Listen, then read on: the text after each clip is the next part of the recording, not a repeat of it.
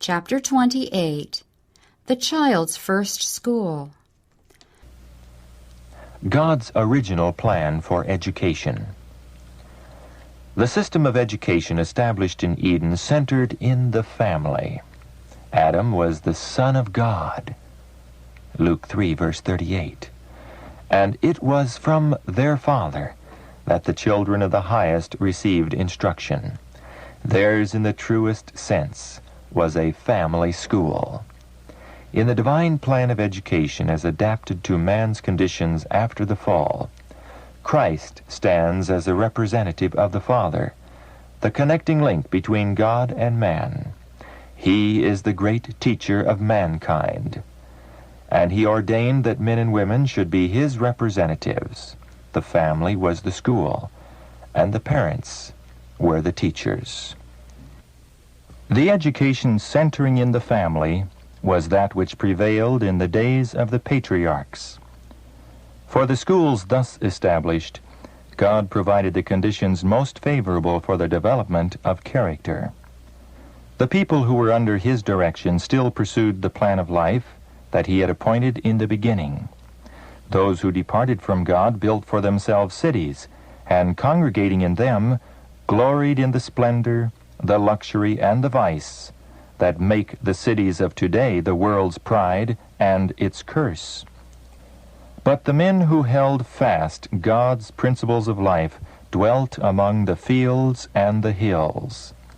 They were tillers of the soil and keepers of flocks and herds, and in this free, independent life, with its opportunities for labor and study and meditation, they learned of God and taught their children of his works and ways.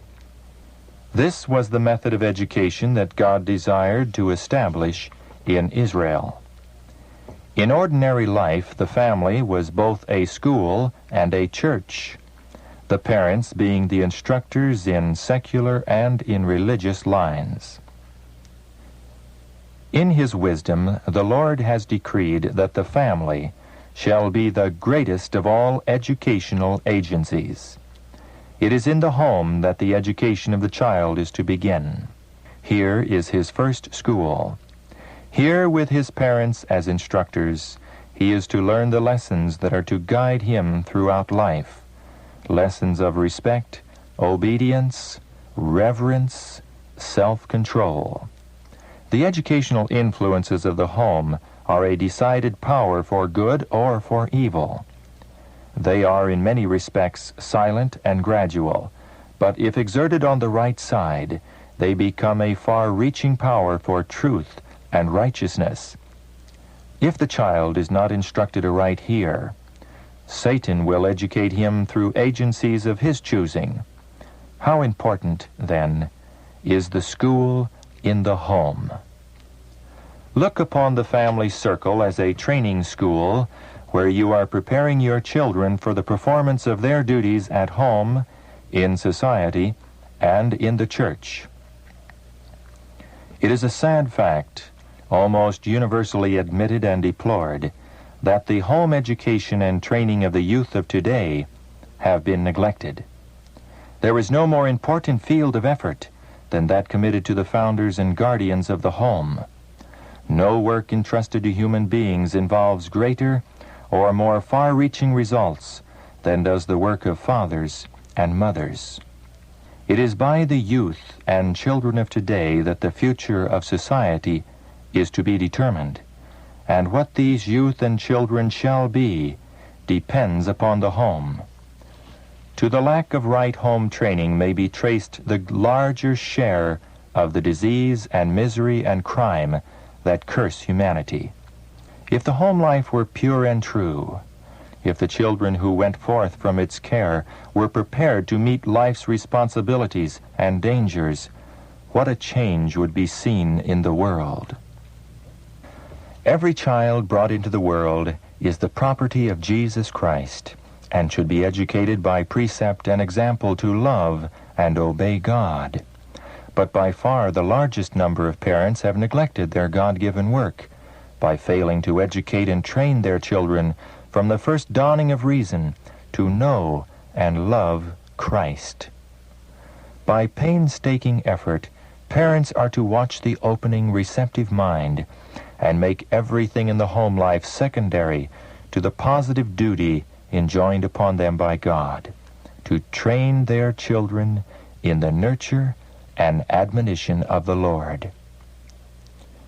Parents should not permit business cares, worldly customs and maxims, and fashion to have a controlling power over them, so that they neglect their children in babyhood and fail to give their children proper instruction as they increase in years.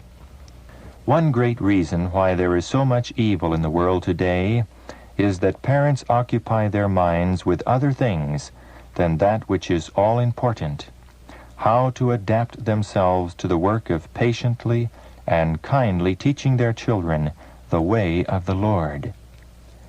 If the curtain could be drawn aside, we should see that many, many children who have gone astray have been lost to good influences through this neglect.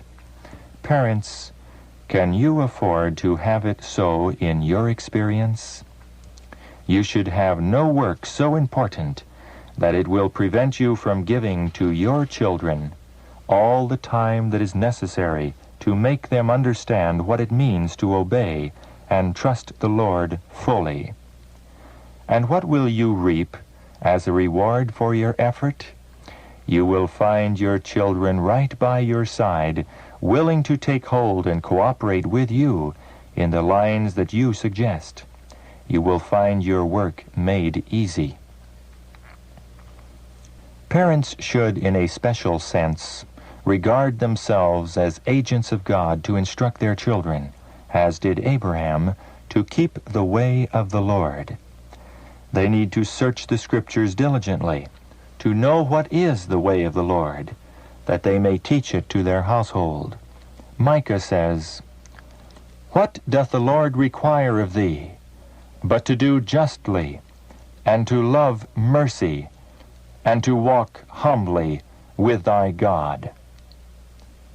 In order to be teachers, parents must be learners, gathering light constantly from the oracles of God, and by precept and example, bringing this precious light into the education of their children. From the light that God has given me, I know that the husband and wife are to be in the home minister, physician, nurse, and teacher, binding their children to themselves and to God, training them to avoid every habit that will in any way militate against God's work in the body, and teaching them to care for every part of the living organism. The mother must ever stand preeminent in this work of training the children. While grave and important duties rest upon the father, the mother, by almost constant association with her children, especially during their tender years, must always be their special instructor and companion. She should take great care to cultivate neatness and order in her children, to direct them in forming correct habits and tastes. She should train them to be industrious, self-reliant, and helpful to others, to live and act and labor as though always in the sight of God. The elder sisters can exert a strong influence upon the younger members of the family.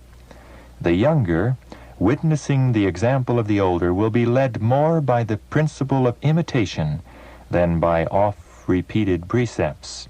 The eldest daughter should ever feel it a Christian duty devolving upon her to aid the mother in bearing her many toilsome burdens. Parents should be much at home. By precept and example, they should teach their children the love and fear of God. Teach them to be intelligent, social, affectionate, to cultivate habits of industry, economy, and self-denial. By giving their children love, sympathy, and encouragement at home, parents may provide for them a safe and welcome retreat from many of the world's temptations. It is in the home school that our boys and girls are to be prepared to attend the church school. Parents should constantly keep this in mind, and as teachers in the home, should consecrate every power of the being to God, that they may fulfill their high and holy mission. Diligent, faithful instruction in the home is the best preparation that children can receive for school life. We have Bible rules for the guidance of all, both parents and children, a high and holy standard from which there can be no swerving. God's injunctions must be paramount. Let the father and mother of the family spread out God's word before them, the searcher of hearts, and ask in sincerity, "What hath God said?"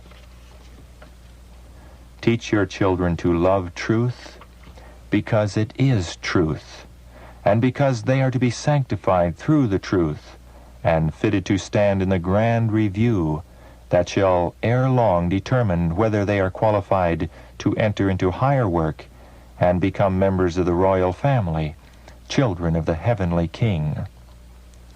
Satan is marshaling his hosts. And are we individually prepared for the fearful conflict that is just before us? Are we preparing our children for the great crisis? Are we preparing ourselves and our households to understand the position of our adversaries and their modes of warfare? Are our children forming habits of decision, that they may be firm and unyielding in every matter of principle and duty?